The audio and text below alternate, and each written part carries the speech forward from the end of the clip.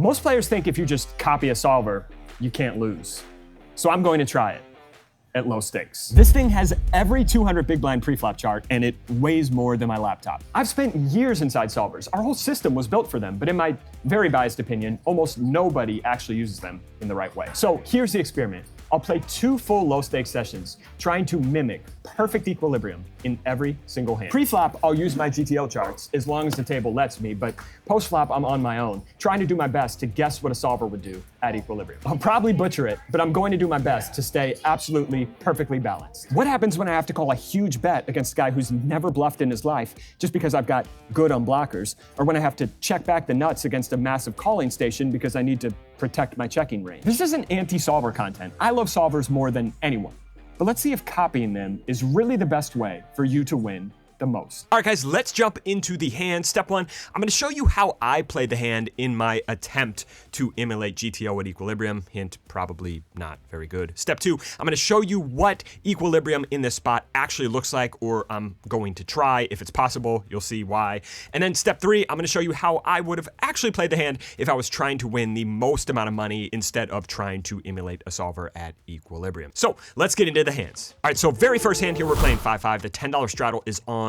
The low jack limps, and we're in the cutoff with ace queen of clubs. We bump it up to 50, and the low jack calls. So already we're kind of in this weird zone. I don't have pre-flop charts for this. I did my best actually to try to simulate an equilibrium ISO range from late position. So I let the solver have a limp strategy from early position. When they limp from early position, here's what our ISO range from the cutoff looks like. Again, this is not going to be perfect. There's just already not going to really be a great equilibrium solution for this, but we're going to try. Flop comes king 8-4, 1 club, couple of diamonds here, and when the low jack checks it over, I just figure king high, disconnected board. This is a spot we can be c-betting at a high percentage. So I go with a small c-bet here, 40 into 115. And look at this, I'm actually right here. We're c-betting 90% of our range for a small size.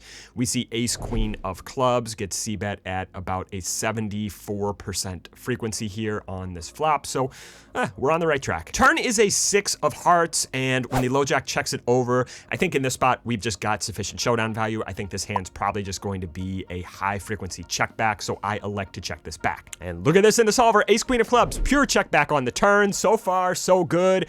I am an equilibrium boy. All right, so now we get to the river, which is a 10 of diamonds, and the low jack checks it over. And I think at this point when he checks, I think it's very, very likely to have some type of showdown value here. Maybe a hand like pocket 7s, 8x, something like that. But I wasn't really sure what to do here because ace queen high, we've still got a smidge of showdown value. So you hear me start talking here, and I decide to randomize for the first time that day. Yeah, can I ask you a question? Yeah. Here's what I'm gonna do. If you're wearing boxer briefs, I'm going to bet. And if you're wearing briefs or boxers, I'm gonna check back. I have a question. What about if he goes What about, he looks like a Then I'm gonna bet. commando. Yeah, I wanna see your underwear. Can I please see your underwear? Suburban commando. Underwear. What if it's empty? limited to brief? Which ones? That was only one. What are they? Boxer. Boxers or boxer briefs? Briefs. Boxer brief. Boxer briefs, that means I bet. Do it. Do it. Yeah, Yeah, here 125. Oh, boxer briefs 125. bet. He folded. So what we see here on this river, ace queen of clubs, just a pure check back. We're just too high up in our range. This hand just has too much showdown value.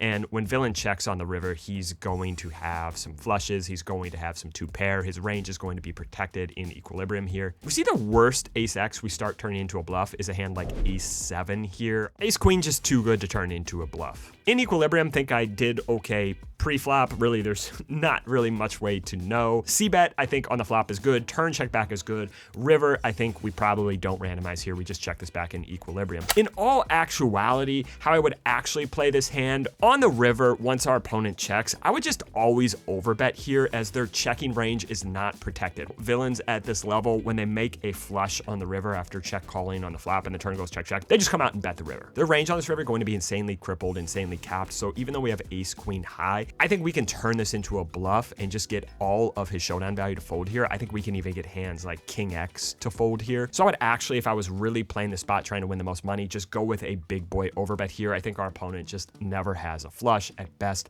they have top pair, and I think we can just get a range fold here, or at least 95% plus of the range to fold with an overbet. Not a thing in equilibrium, but against real opponents who aren't protecting their river check range here, I think the overbet may just be best. So losing a little bit of money by trying to follow this equilibrium strategy. All right, next hand here, we have another EP limper, and we look down at ace queen of spades in the low jack. The $10 straddle is on. We bump it up to 50 and solve for this one. The cutoff, middle blind, big blind, and the early position limper call. So we're going 5 ways to a flop, which comes queen 9 for rainbow, and it checks over to us here in the low jack. Actually decide this multi-way 5 ways, like I know there's some tools out there now where you can solve for multi-way, but I don't have access to those tools. I'm old school. I'm still using Pio. So I guessed here this multi-way, we would just have a very, very high checking frequency with our entire range here. And I elected to check this one, and it checks through. Again, caveat here, I can't solve for multi-way. I can only solve for heads up, but heads up here, ace queen of spades is just a pure c-bet here without the backdoor. And then the hands with the backdoor are actually checked back quite a bit more. We see the ace queen of hearts, ace queen of clubs is checked back. But again, we're multi-way, so I don't think this can be too wrong when we're 5 ways on the flop to just have a very high checking frequency. Turn is a 6 of spades now, complete Badoogie. Middle blind comes out and bets 40 into 250 here. And now the big blind moves all in. The big blind is a short stack. He moves all in for 390. Early position player folds back over to us here. And I think after checking back the flop, we've got top in equilibrium, just a very easy call here. So we're gonna put in the call, the cutoff and the middle blind fold, and we are heads up all in here. And we see versus a $390 bet here. We don't even have ace queen because ace queen just bets the flop, but obviously winning $524 in EV by calling here. So obviously a pure call with ace queen of spades. Once or twice, Mark? What do you do? One time. If you want to do twice, I'll do twice. But okay, one I time. always like doing twice because it's fun. One time. The river is a 7 of diamonds, and the big blind shows 10-8 offsuit. So he turned a double belly buster and he rivers the straight here. We got it in pretty good. So if I would actually play this hand, even though we're 5 ways, we just have 1 player in position to us and we've got 3 players out of position. So when we've only got 1 player in position, I'm not expecting this flop to get stabbed a whole lot because the 1 player in position is going to have to get his bet through 4 other people, right? And if we're unbalanced, they're not going to adjust. They're not going to overfold. If they have top pair or a draw, they're not folding. It doesn't matter. So we can just start betting our good hands here. Again, multi-way. I made a whole video recently on my, kind of updated guide to playing multi-way. You can check that out if you want more detail. But basically in the spot, if I'm trying to win the most amount of money, if I'm not trying to emulate equilibrium, I'm just betting my good stuff here in this spot. All right, next hand here. This is an interesting one. $10 straddle is still on. We're doing another round of straddles. We open to 25 from early position with 8-9 of diamonds. We see this is a low frequency open. We're at 34% here, so this is probably okay. And we're gonna get called here in 2 spots. The low jack and the hijack both call. Flop comes ace jack 9, and here in this spot I decided, even on a double Broadway ace high board, out of position to 2 players, especially early position callers here, I think this is going to be a high frequency check spot. And look at this, solver says Mark is right. We're checking 73% here, and we see 8-9 of diamonds, very high frequency check. We're checking about 79% of the time. So we check, now the low jack checks, and the hijack stabs small for $25 here. And I figure on this board, because we are checking with such a high frequency, and we do have some very strong hands like aces, jacks, ace jacks suited, pocket 9s, etc., we can have some check raises here. So I actually decide that 8-9 of diamonds, a pretty good one to check raise, blocking bottom set, blocking 2 pair. So we're going to be check raising hands like pocket jacks, ace jack, pocket 9s here. We're gonna need some bluffs, and I think this is a pretty good one to bluff. So I'm actually going to check raise here to $85. We see 8-9 of diamonds, not check raised a whole lot, but it is a low frequency check raise. So again, in equilibrium, this is probably okay. And what ends up happening here is wild. Now the low jack is going to cold 3-bet to 200 here. He checked initially on the flop. The hijack bet we raised, and now he's going to just put in a cold 3-bet to 200. The hijack calls. I kind of thought this was full of shit. shit a little bit. This kind of feels full of shit because he checked on the flop, right? But now once the hijack calls, I gotta be worried about both of these guys. It's just bad spot here. So I am just going to fold. What ends up happening, turn is a 10 of spades. It goes check, check. River's a king of hearts. Low jack blocks for 120 and the hijack calls. And the low jack actually shows ace king here. So he flatted my open with ace king from early position. He went for the very thin 3-bet on the flop and then some thin value on the river. So in equilibrium, I think we did okay in this one. In reality, how I play this hand if I'm trying to win the most amount of money, first of all, I just go bigger pre-flop. I don't open to this ridiculous 2.5x size. Players are going to call whether you open 3x or 4x. They're gonna kind of call the same range. They're gonna kind of 3-bet the same range. So we may as well just open tighter and go much bigger. That is how to exploit live players. Post flop, I actually may play this quite similarly. I may just be checking my range here from out of position with 2 players in position. So I think post flop, this is fine. Normally I like to go with these big check raise sizes when we go for the check raise on the flop. But on this board, which is quite static, relatively dry, I actually like going for a small check raise here, keeping the ace-x in, and then playing a 3-street game here on a more static board. We need to go smaller on this flop to get our opponents to call with ace-x because we look so strong on this ace-high double Broadway board. I think opponents are going to overfold ace-x here to a big check raise. If the board is more wet and dynamic and they have more draws, sure, we can go bigger, try to play a 2-street game, but on this type of board, I actually like going for a 3-street game, so I actually may play this hand in actuality quite similarly to how I played it in equilibrium. We're in a very fun game and people are just going willy-nilly with the straddles. The morning crew here at Hustler, a very fun group to play with and they like action. So we're playing 5-5, 1,000 cap, but the $10 straddle is on. We're doing a round. EP player puts on a double straddle to 20 and the low jack puts on another straddle to 40. So we're playing 5, 5, 10, 20, 40 in this hand. We look down at king 9 of diamonds in the cutoff. We open to 100 and we hear the double straddler here say, What does the book say about a $40 straddle? It doesn't say shit. It doesn't say anything about it. I'm in the dark. So the $40 straddle, he puts in the call. We're going to a flop, which comes 7, 6, 4. When he checks it over, I just figure this low, very connected board against the double straddle here. This is going to be a board that favors him. So I just want to be doing a lot of checking on this board in equilibrium. Yeah, look at that, high frequency check. We're checking here 62% of the time. We see king 9 of diamonds, also a high frequency check, checking about 64% of the time. So far, so good if we are trying to emulate the solver. Turn is a 10 of hearts. And when the straddle checks it over now, we gotta start bluffing here. We don't have showdown value. We're near the bottom of our range. We've also picked up a gut shot here. We block 8, 9. Again, it pains me. It pains me to talk like this, but I'm trying to play equilibrium, right? I'm trying. I feel like I'm talking like one of your favorite clueless poker vloggers now, just throwing out a bunch of words like blockers, bottom of range. It hurts, but we're gonna get through it. So I decide to go 160 here, about 2/3 pot. King 9 of diamonds, if it does bluff, wants to choose this size in particular the most often, sometimes checking, sometimes going with this 2/3 pot size bet. And look, we're doing pretty good. We go to the river, which is a king of hearts, and this brings in the backdoor flush. It also makes us top pair. So I'm kind of torn here if we can go for value. So once again, I'm gonna randomize and you hear me start talking. All right, I think this is a mix, Dennis. I can't tell you what the mix is between. It may be small size, big size. It may be check. This is a good river Small. for me. Yeah, so here's what we're gonna do. I want you to please write down on this piece of paper. What to bet? No, the last time you pooped. Time. Fuck it, June.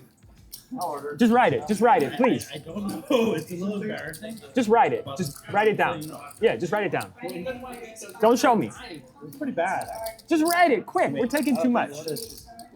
You're putting the time. Not, All right, 2 a.m. Dennis, after you write it, I'm gonna tell you, don't show me. Don't show me, all right? If it is before 8 a.m., I'm gonna take the aggressive action. If it's after 8 a.m., I'm gonna take the passive action. What time?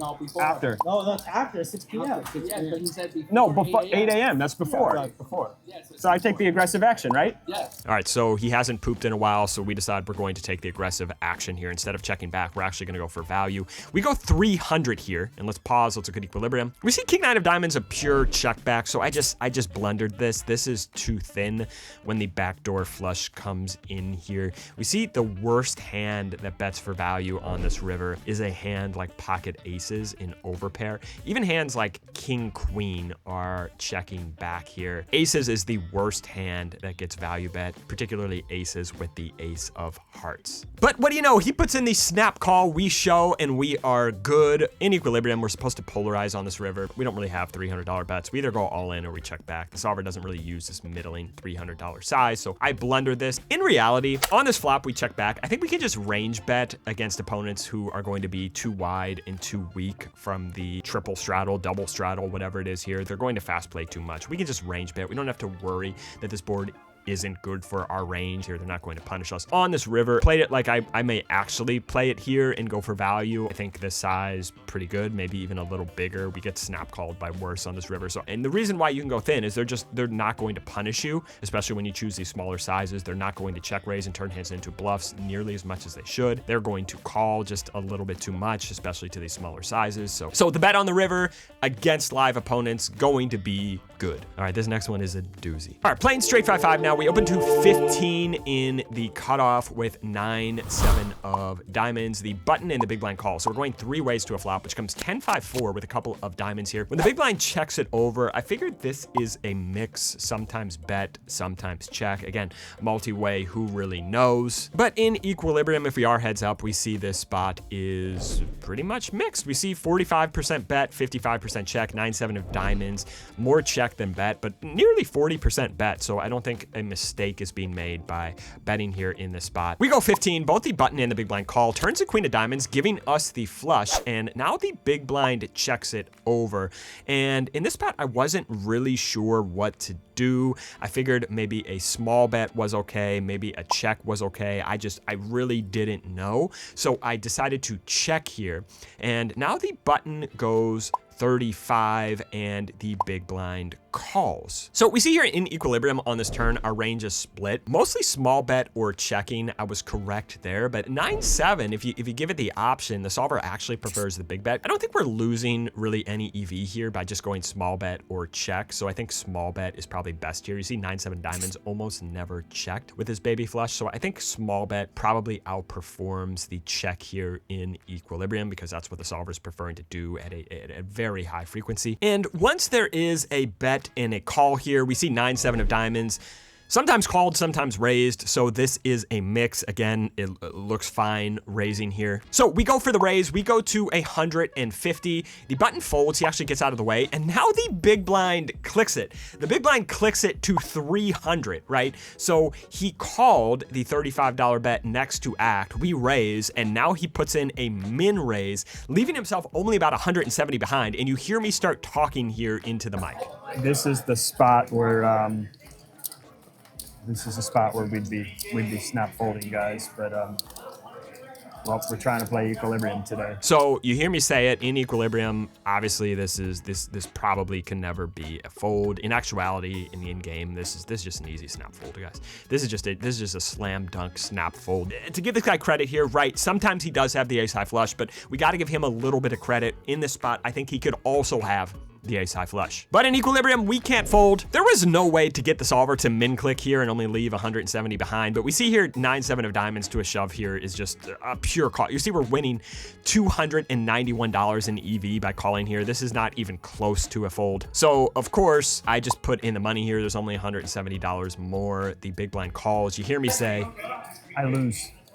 We go to a river, which is the king of diamonds, and of course the big blind table's ace jack of diamonds for a royal flush. So how would I play this hand in actuality? I think we can go bigger pre, the $15 size. Again, ridiculous. We can just go 4x or 5x here and get the same ranges to call. Betting turn is probably better in both equilibrium and reality because I think this spot just gets checked through too much. Betting small on the turn is what I would do in reality. And versus the cold call and then the min click on the turn after we have shown an aggressive action, obviously just a snap fold. This is just always, you heard me say it in real time, this is always an ace high flush. Very, very easy to get away from a 9 high flush there because they just always let you know. This came up much less often than I assumed, and maybe just small sample size, but this is one of the rare spots where just following equilibrium, trying to follow equilibrium blindly is just going to lose hundreds and hundreds of dollars in EV. Didn't happen all that much, but this is one of the spots where it was very, very obvious. But even like a guy like Jalen Brunson or somebody like that, he's treated as a shooter. Like But there's always the fun to blow by. Yeah. I have to play it for the video. Can I look? Absolutely. Because I don't really know what to do. Oh, this is gonna take too long, so I'm just gonna call. All right, next hand here, we're playing blind versus blind. I told him I'm playing blind versus blind because that's what we do if we're equilibrium boys, right? Small blind raises up to 25, a 5x raise. I don't have charts against a 5x open from the small blind versus a big blind defend, right? I've got a 3x open. I don't know what to do versus 5x, but we've got a suited queen, so we're calling. Flop comes Jack 10, 9 with a couple of spades. When he checks it over, I'm gonna check back here. We see in equilibrium, supposed to be checking back a lot, nearly 61%. Queen 7 of clubs here is actually bet more than it's checked here, but can be a check back at some frequency. So far, I guess, okay if we're trying to play equilibrium. Turns is 7 of hearts, and when he checks it over, I figure we've just got some showdown value. This is blind versus blind. We're going to have showdown value against ace high type hands here, against maybe small pocket pairs here. So I decided to check this back. And would you look at that in equilibrium? Queen 7 of clubs, pure check back. So far, so good from us. Rivers and 8 of diamonds, and I say, I rivered it. small blind is undeterred because he goes $100. So he goes with a 2x pot size bet here. And I decide here to move all in for about 775. Really wasn't sure in this spot. And the small blind actually folds king 10 of hearts face up. You know what they call this? I'll go. They call this the sweetie time punish. Oh my God. Look at that, you flopped it too. Go to bluff. Beautiful. No bluff, no bluff. What is it? Get a queen? How do you Playing versus blind. What's he showing? A 7? We see in equilibrium gave the solver an option to either raise very small here or go with this jam size. It just never uses the jam size. Queen 7 of clubs here uses this click size 100% of the time. The solver does not like using the jam. So in equilibrium, definitely miss this river spot. In reality, can just always stab when they check on the flop. We don't need to protect our check back range here because they're not protecting their checking range on a wet dynamic flop. So we can just always stab here. On the river, I don't see a reason to go all in unless we specifically have king queen. I don't know why we would ever have king queen here played this way after we check back the flop and turn. Doesn't make any sense. So I don't really see a reason to use this big size ever. With bluffs on this river, I actually like clicking. I actually like just min raising, going like 225, something like that. Because if we have a bluff, we can fold out all the chops for a cheap price. And then when we do have queen X, I actually just like calling. I don't really see a reason to raise. We're not getting called by worse here. We're not getting a chop to call if we raise. So in actuality, I'd just be calling with queen X here. I would be min raising my bluffs. I never would be using the all in size, but I guess in equilibrium, the solver doesn't use the all in size either, but the solver is just balanced in the spot, raising the queen X to a min click, raising some bluffs to a min click. I wouldn't do that. I would just only raise the bluffs to a min click and try to get the chops to fold. I would have let Randall walk, and I would have signed Mikhail Alexander Walker. All right, next hand here, and just a little fun. We're gonna show a double board bomb pot. This isn't part of the equilibrium plan, but I just wanted to show a massive cooler, really fun pot. So we'll just fly through this really quick. We look down at ace, ace, queen 10, suited to the ace, and a pretty good hand in a double board bomb pot, pretty good starting hand, and it comes really nice for us on the flop. It comes ace queen 6 on the top board and jack 7 4 on the bottom. So we flop the nuts on the top board and we flop kind of a couple back doors on the bottom board. So the small blind checks, big blind goes 100 here for half pot, folds over to us. I'm just going to put in the call here. If I had something a little more going on the bottom board, maybe a straight draw, maybe even a gut shot, something like that, I'd start piling in money here. But I think when the big blind comes out and bets into 19 people here, he's obviously just playing the bottom board. We're not going to have fold equity here by raising. So what we're probably doing if we raise here, we're getting in the money against a hand that could be free rolling us, maybe a hand like pocket jacks with spades or something like that. So I decide just to call. Button and the small blind are going to come along as well. So 4 ways to a turn, which is really clean for us up top. A 5 of diamonds, so we still have the nuts with pocket aces. Now I deuce of hearts down below, so we make the nut flush draw on the second board. Small blind checks, big blind goes 300, and at this point, now that we got the nuts on the top board and we've turned the nut flush draw on the bottom, now I think we are in a position where we can be free rolling quite a few hands. So I'm just going to put the money in here, $970 all in effective, and I say, Bless me. now the button folds. Bless me. Small blind folds. Bless me. Big blind, of course, is going to call it off. We get a clean 7 of clubs up top, and look at that, a king of hearts down below. So we have top set on the top board and the nut flush on the bottom board. And the big blind tables jack, jack, 8, 6. He's actually got hearts too, so he's got a set of jacks on the bottom board, and we're actually going to scoop here. Again, not going to involve equilibrium, but just a fun one. Pretty fun pot here. All right, day 2 of trying to play completely GTO at low stakes. Let's see how much money I give away today. All right, so jumping into the hands in day 2 here, straddle is on, the $10 straddle's on, so we're playing 5-5 with the $10 straddle. We opened to 25 in the cutoff with ace jack with the ace of clubs. Straddle calls heads up to a flop, which comes 9-5 deuce with 3 clubs, and when he checks it over, just figured this can be a c-bet here when we have the ace of clubs in our hand. And we see that is correct. Ace jack with the ace of clubs, just c-betting almost all the time here, 95% of the time, so far so good. Straddle's gonna put in the call, and now the turn is the 7 of hearts, and when he checks it over, just figuring at this point, when we have the ace of clubs, we can start applying a massive amount of pressure here. And even though we've got a smidge of showdown value, I think with the ace of clubs, we can turn this one into a bluff and just get this guy to fold a lot of his weaker hands. So I'm gonna overbet here. I go 150, and look at this in equilibrium again. Ace jack with the ace of clubs, just choosing this big size quite a lot here, 71, 72% of the time, going with the big size ace jack on this turn. Straddle is going to fold here, and this is when I started to have this realization, right? Because in equilibrium, we nailed how we played the flop, we nailed how equilibrium would play the turn, and then, you know, I'm thinking in reality, the only thing I would do different in this hand is go a little bit bigger pre, but I would choose the same small size on the flop. I would also choose this big size on the turn, thinking they're capped, because the only strong hands they trap with on the flop are going to be ace x of clubs, and we've got the ace of clubs in our hand. So what I started to realize on this hand was trying to approximate equilibrium most of the time wasn't going to be a massive deviation from the strategies that I would actually use in reality. Sure, there were times it was going to be a total punt, like when we had to call off with the 9-7 of diamonds against a guy who obviously had the nut flush, but most of the time, the strategy was actually leading me down a road that was pretty similar to how I would actually play. So the biggest problem wasn't actually the strategy, the biggest problem was applying it. Look, I've spent thousands and thousands of hours inside solvers, and you're seeing even I'm butchering these spots almost as much as I'm getting them right. And I believe that's because live poker doesn't follow a script. You get a cold call of a 3-bet and then a chain of calls behind. You get a limp re-raise. You get a 4-bet size that you never see used in equilibrium, and all of that is just pre-flop. And by the time you're in a 4-way pot where someone takes an action where the solver doesn't even have a branch for in equilibrium, if you're trying to follow these kind of GTO concepts, all of a sudden you're just completely lost. And that's why for most players, trying to learn theory, trying to apply GTO at equilibrium, trying to memorize solver outputs is not the best first step, because it doesn't give you a system and it doesn't give you the why. And the system, the why, that's exactly what we teach inside our 5-day Basecamp. Whether you're in a 5-way pot, 400 big blinds deep against a maniac who can't even spell equilibrium, or you're out of position against the strongest player in your pool, we help you build a system you can fall back upon. A simple list of questions that lead you to a great decision, no matter the player type, the board type, or the stack depth. That's what finally makes sense of all the unconventional situations you come across actually playing poker, and that's what we work on together during Basecamp. All right, next one here. We opened 6-7 of clubs from under the gun to $15. We're right on the borderline here. This one a low frequency open, but it is okay. We're opening this one about 23% of the time. Probably should have randomized here if we're really trying to play equilibrium. EP, low jack, cutoff, small blind, and big blind call. 6 ways to a flop, which comes 10-7-6. So we flop bottom 2 pair here.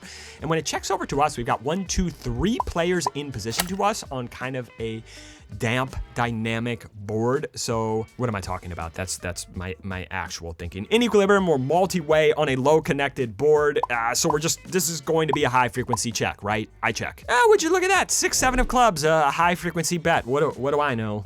Not much. But again, this is if we're heads up. I imagine multi-way. This is especially with 3 players in position. This is probably just going to be a pure check. So I think the check here is okay. Flop checks through, turns of 4 hearts. Big blind comes out and bets $35. I am just going to call here. Once again, in equilibrium, calling is fine, raising is fine. This hand is mixed. EP is going to call, and the small blind is going to come along. So we go 4 ways to a river, which is the 9 of hearts. Checks over to us.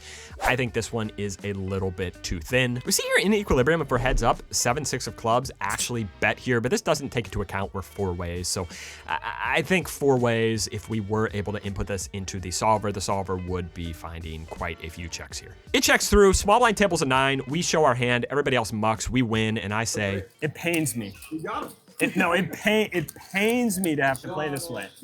It pains me.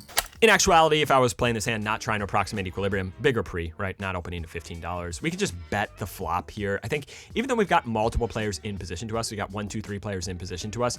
I think with this hand, 5 ways, 6 ways, this hand is actually thick value. And I think if we start check raising this hand in this spot, we're just going to start getting value owned by stronger hands, hands like straights, hands like pocket 7s, pocket 6s. But if we just go bet, bet, bet here, I think we minimize fold equity. We're going to get called by worse all the time. 10x is never folding. So if I did have a hand like 8-9 here, would always go for the check raise. Just want to pile in money over 2 streets on a damp dynamic board. But with this hand with thick value, I'm just deviating multi-way. And then versus this turn size, I would just always raise against this size.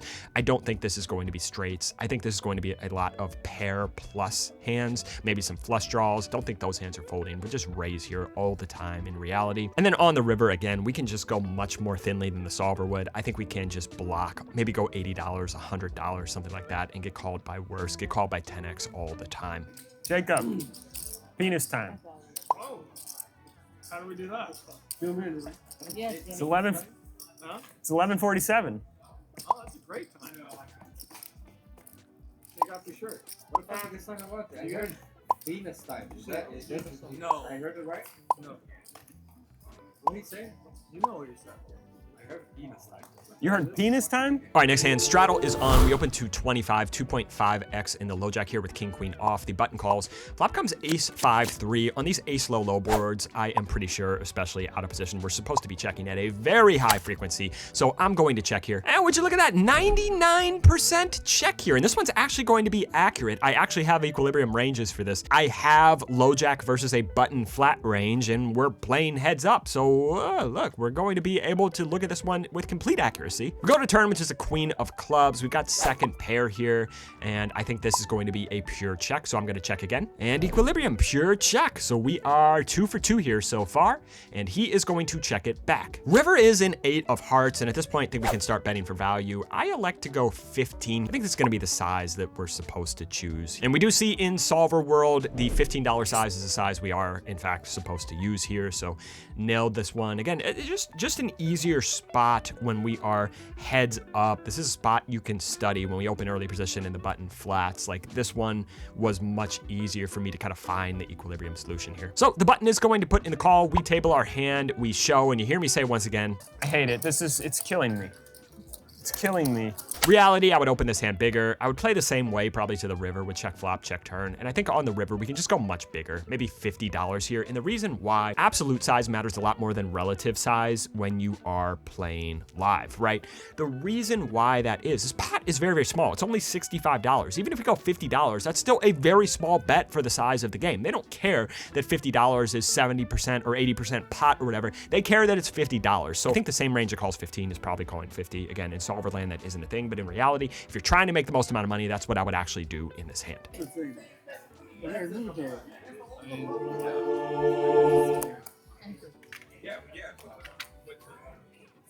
Nice hand, Mr. Weenie Head. Thank you. Nice hand. Sorry, I didn't mean to tell everybody your nickname. 25. Next hand here, we open to 25. The straddle's still on with king jack of spades from the low jack. Button 3 bets to 75. I don't know what to do. I think I know what to do. 75. Yeah.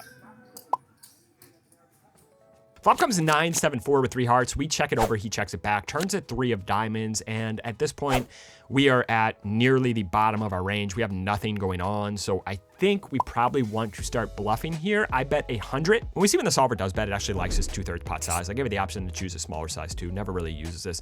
King jack of spades is mixed, sometimes checked, sometimes bet here. So I think this is okay, but I think I would probably be overstabbing here because I didn't randomize. This should be a low frequency bet. Button is going to fold. So once again, in equilibrium, got this one. The 3-bet pots are going to be much easier to nail in equilibrium. But in reality, we'd go bigger pre. At this depth, I think I like the turn size that I chose. I'd probably choose this size because if he calls here, the pot's going to be about 365 going to the river. He's going to have about 700 back, and we can just jam the river. If we started this hand 200 big blinds deep, I would just overbet the turn to target kind of inelastic hands and then jam the river. But I like kind of sculpting the SPR so we have kind of that big scary bet behind when he only starts 800 effective. So I think in actuality, I'd probably play this hand again. Very, very similar to equilibrium here.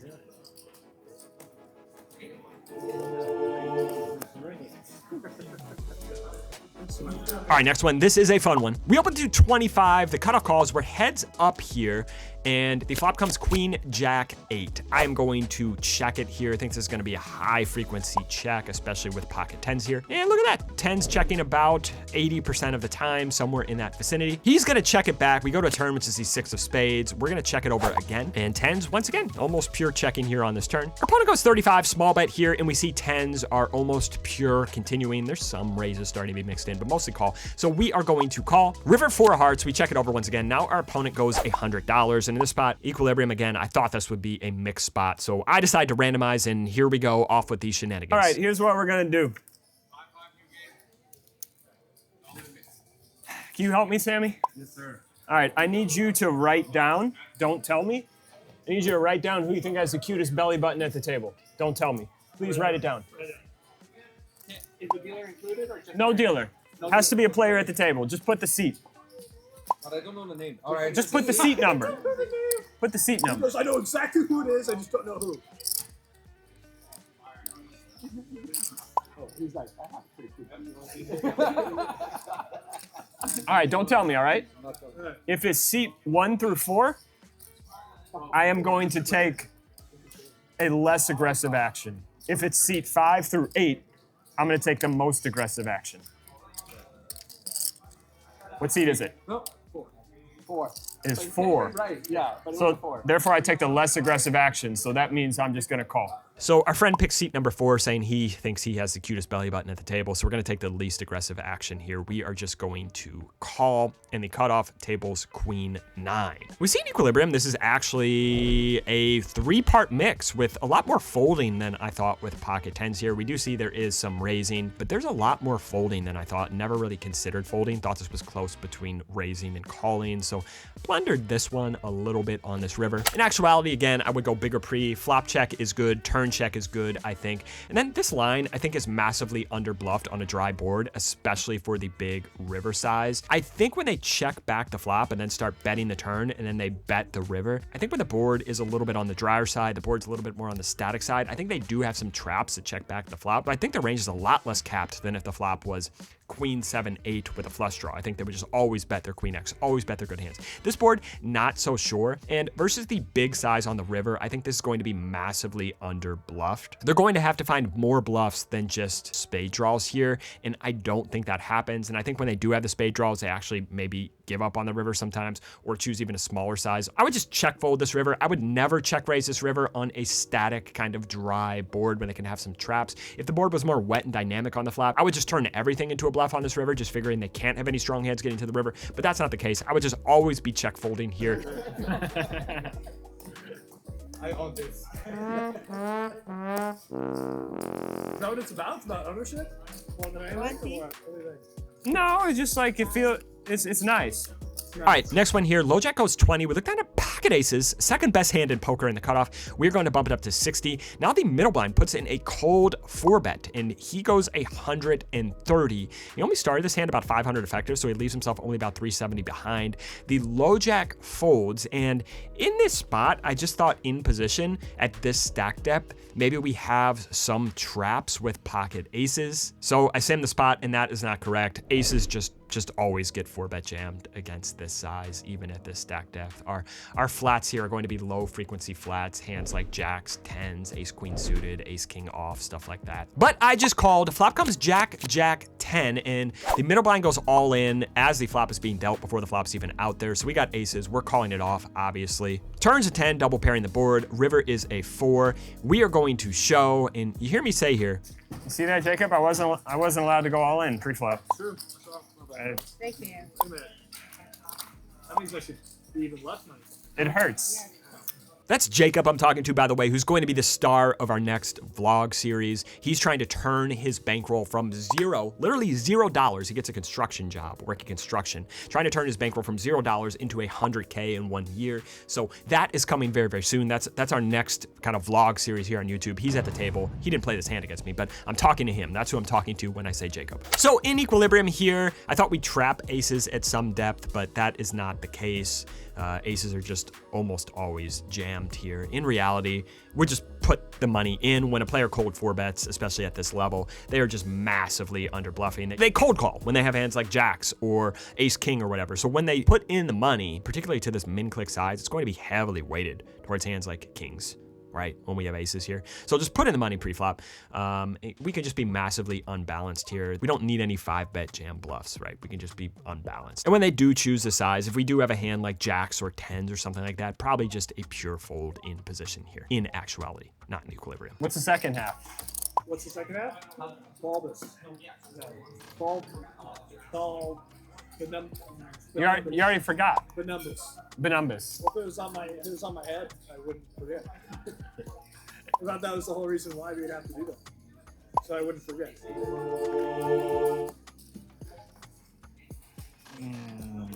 Next hand here, cutoff limps. We ISO on the button with pocket kegelies, the big blind and the cutoff limper call. Flop comes 5-5-3, checks over to us. Thought this would be a high frequency check back here. And would you look at that? 79% of our range check in here. Pocket kings, very high frequency check back. And so we're gonna get this one right. We check it back. Turn an ace of spades. And at this point, of course, well, this is when it checks to us, we're going to be checking kings. We check it back.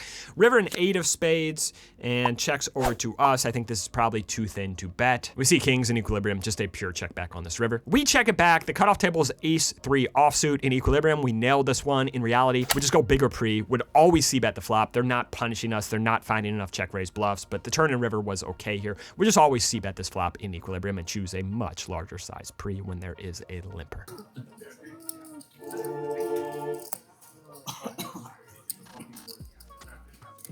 All right, next one here, cutoff limps. We ISO to 25 on the button with ace-jack offsuit.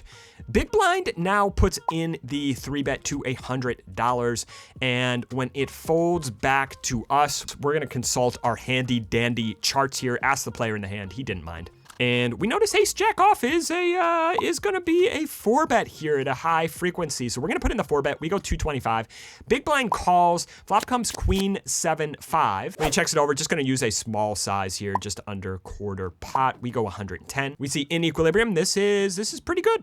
Range just wants to c-bet here about 73% of the time. Ace-jack, high frequency, small bet here on this board. He's gonna fold, so in equilibrium, think we got this one right. In reality, we'll go bigger pre over the limp, and I do think, although this worked out for us, process over results here. When a big blind 3-bets closing the action, it's going to be massively, massively underbluffed, right? Because they could just call here and see a flop, right? So when the big blind 3-bets, I think in these games at low stakes, it's going to be massively under 3-bet. I wouldn't be finding 4-bet bluffs here in actuality. It worked out here, but this would just be a fold for me, and I would just really 4-bet much more linear. In theory, we're supposed to be going very polar here. So you see the top of our range, the aces, the ace-king, the kings are just always 4-bet here. And then we're finding these 4-bet bluffs, the hands like ace-10 and ace-jack, the hands like 10-8 suited, the hands like king-6 suited. We're finding these 4-bet bluffs. In actuality, I would probably just go a little bit more thinly here, and I would just only 4-bet my good hands like aces, kings, ace-king suited, and then I would just be doing a lot of flatting here. I wouldn't have any 4-bet bluffs against a population that's just under 4-betting from the big blind. What's that, a straddle? All right, next one, straddle is on, and we are going to open pocket nines in the hijack to 25, the button, the big blind, and the straddle call. And the straddle in this hand is Jacob, right? He's going to be the hero of our next vlog series. So 8-6-3 with a couple of spades, and when it checks over to us, I thought we could just be c-betting here a decent amount. Our hand is kind of vulnerable. I thought maybe with a hand like aces or kings, we could check back, but pocket nines just kind of prefers to bet here. So I go 30 and the button and big blind call. We see here pocket nines is actually a pretty high frequency c-bet, somewhere around 70% ballpark. So the button and the big blind call, and now Jacob in the straddle is gonna check raise massive to $400, and it is back over to us. And I'm thinking in a spot, okay, if you give the solver a couple sizing options, this is not going to be a thing in equilibrium. But I didn't give the solver a couple sizing options because I knew it wouldn't use this size. I said, hey, Mr. Solver, you can either call, fold, or raise to 400. I let the solver raise to 400, and we see pocket nines here when we don't have a spade. It's just going to be a pure fold. Nines with the spade is going to be a pure call. So in this spot, we don't have a spade. I actually found the fold in game. And Jacob later told me he did have a combo draw. He had, I believe, 9-7 of spades on this board, or 9-6 of spades, something like that. So in equilibrium, I think we played this one fine. In reality, would go bigger pre. Always c-bet the strong hands here with one player in position, 2 players out of position. I c-bet 9s here, but I think we could just always c-bet when we have good hands here. For Jacob, it's very easy to be unbalanced when he uses this massive size. And I would say 100% of players, when they check raise in Jacob's spots, are either going to have just way too many draws or way too much value. Kind of on us to figure out like what that player type is. I had a feeling here that Jacob may use a smaller size. If he did have a set, if he did have 6s or 3s, he may choose a slightly smaller size here, maybe 250, 300, something like that. So I thought he may have been unbalanced, kind of weighted towards draws. But again, I'm not playing the player. I'm trying to play pure equilibrium in this spot. So we did find the fold.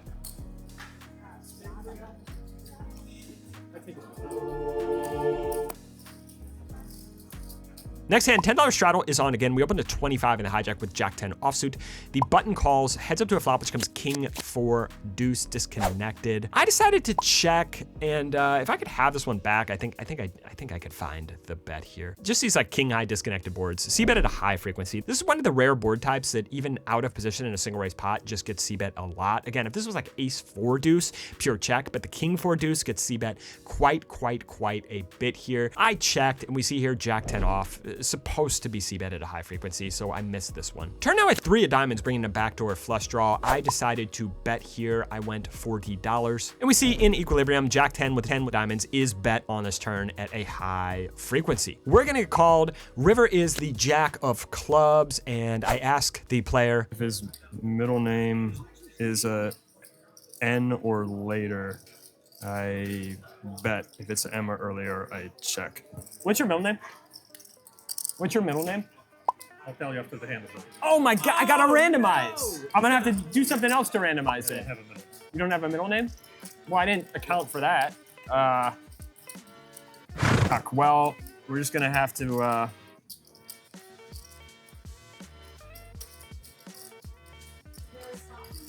I was trying to randomize. I don't know if this is randomized or not. I was who knows. I decided to bet.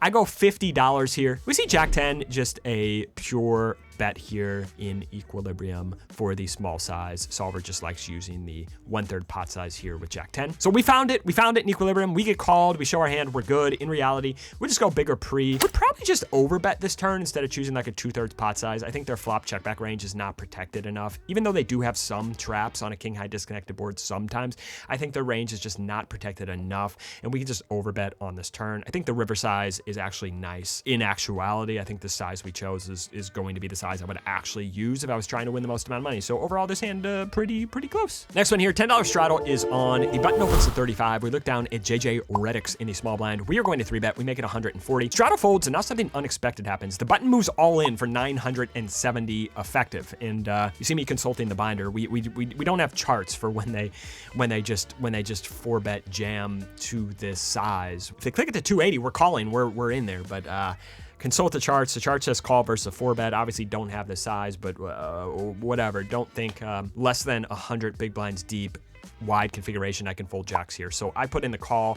Flop comes ace, 9, turns a deuce, river's a 10. We're gonna lose this one. oh my God. Oh my One more God. ace. One more ace. One more is step on. Ace. Do it.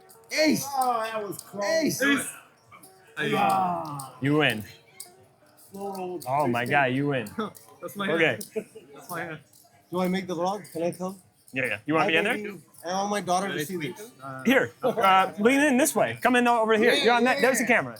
There you go. You're in. Hi, baby. There you go. In equilibrium, I don't know, don't have the charts versus this size. I would imagine, though, this is just called at 100 big blinds wide versus wide configuration. In reality, it's very player dependent here. Versus some players, this is a snap because it's never aces or kings. If they have aces or kings, they just click it.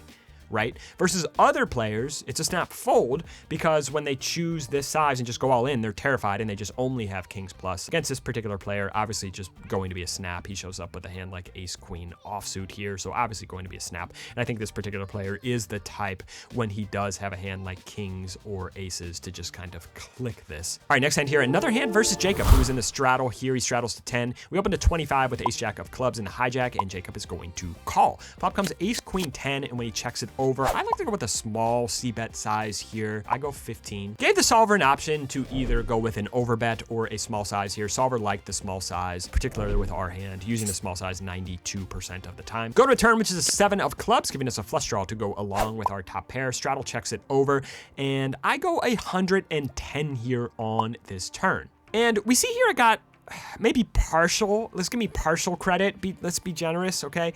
The solver really likes playing big bet or check here. We see it's using the big bet 37% of the time and checking 56. So I'm using the small bet a small percentage of the time. But with our particular hand, specifically ace jack of clubs, it really likes using the small size, right? So I think if we just eliminated the small size and play big bet or check here, I think ace jack of clubs would be a check back. But we decided to go with the big size. Jacob is actually going to fold. So in equilibrium, a small c-bet good. I think just checking back on the turn probably best. We chose a big size. In reality, we go bigger pre. On the flop, I would just always check this one back, playing an overbet or check strategy, and we use hands like 10x as our overbet bluffs here, and then also choose the overbet size with 2 pair plus 4 value on this flop in actuality. And tell him. Hey, Bobby, it's always on you, man.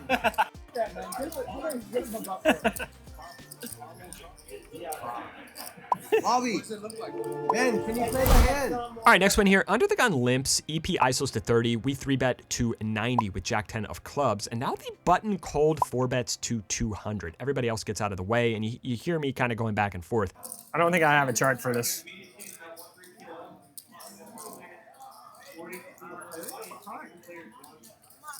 You don't have a chart for a cold Corvette on the button? No, I don't. I don't think I have it. I don't have it. No. What do you do? No.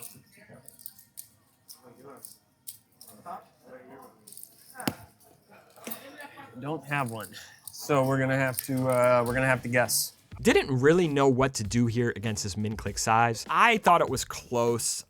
I didn't know. I elected to call here. I did solve for this one. I did end up running a pre-flop sim for this one. Jack 10 suited is not in there. We see we're in there with maybe one suited connected. The 6-5 suited gets in there sometimes. The aces and kings get 4-bet, but mostly our range is gonna look like ace, king, queens, jacks, 10s, stuff like that. So in equilibrium, just a pure fold. But I called. Flop comes jack, 7 deuce rainbow. We check it over. Button goes 75. Thought this was a pretty easy call with top pair. Turns to deuce of clubs, giving us a backdoor flush draw. We check it over. Now it checks back. River, a 4 of clubs. And at this point, I think this guy's mostly going to have hands like ace, king, ace, queen suited. But in equilibrium, I didn't really know what to do. I thought this hand would want to try to play for all of the money, especially when we start this hand 1.4k effective. So I thought the best way for this particular hand to play for all the money in equilibrium was to go for the check raise jam, even though I think we're not going to be able to do that all that often. So in equilibrium, really blundered this one. A pure fold pre-flop. Post-flop,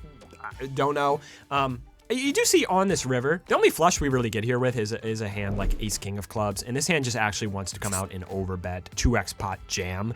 Doesn't go for the check raise, just comes out and bets 11.25. So in equilibrium, we never get here with this hand, so don't really know, but the one flush we do have wants to overbet and not check. In actuality, I think we can call as an exploit versus this 4-bet when we start the hand 1.4k effective. If they're gonna play ace king face up post flop and just barrel all their overplayers, which is how most players will play, right? Most players are gonna see bet the ace king one time and they're going to shut it down. So we just get to realize here, and if they double barrel, we just massively overfold. The way we make this profitable for us with a hand like jack 10 of clubs, right? If we call on the flop and our opponent double barrels and we don't pick up a flush draw, we just have to be willing to fold. So in actuality, I'm going to be doing more calling than equilibrium, even though our opponent is strong, because we have stack depth behind. And I think in 4-bet pots, our opponents are going to play face up. They're going to give up with ace king and ace queen too much, too heavily weighted towards just overpairs when they double barrel and triple barrel. And I think I trust myself to get away from even a top pair hand on the turn if our opponent's double barrel. So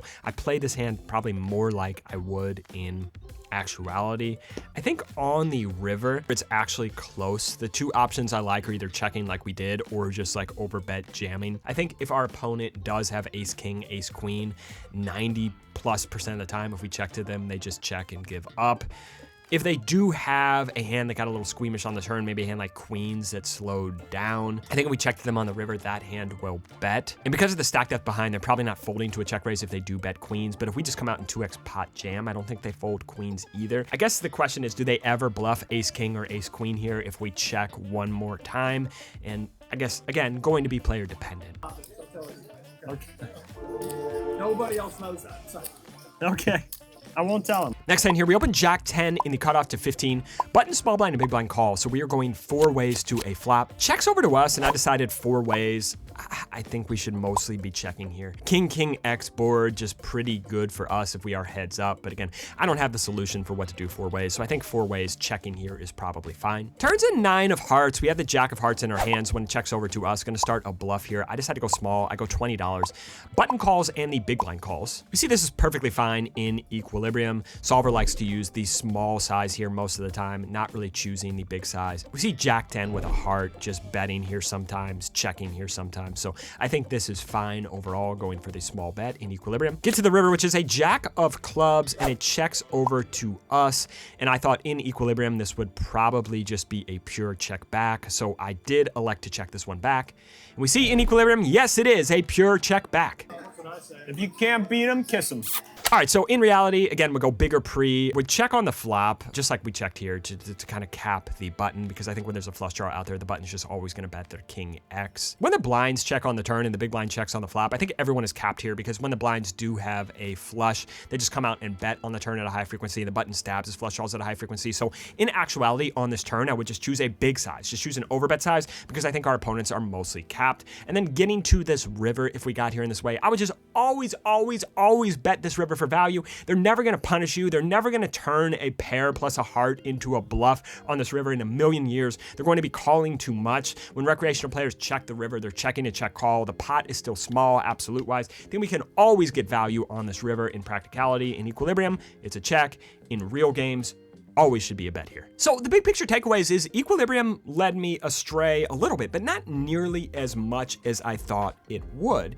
And it's not that equilibrium is a horrible strategy, even to play against players who can't spell equilibrium. It's not like the strategy is punting, it's still winning money. Of course, it's not winning the most amount of money, but it's not like the strategy is just giving everything away. The problem is following the strategy in the first place. And I think too many players try to memorize bits and pieces, like, oh, I should do this here on a king, king, X board in a single raise pot heads up. And the problem is live poker just doesn't play that way. You're just not going to be able to have solutions in every spot. And I think that's where just trying to memorize solver outputs just kind of breaks down, because there's so many spots when you're playing live where you're not going to have ever run a sim where this type of thing happens. And I think that's where having the system, that's where having a framework, a list of questions to ask, a repeatable thought process, that's where you pull ahead of everybody else. That's what we work on inside our 5-day Basecamp, building the system, building the structure, building the list of questions to ask. So no matter what situation you're in when you're playing,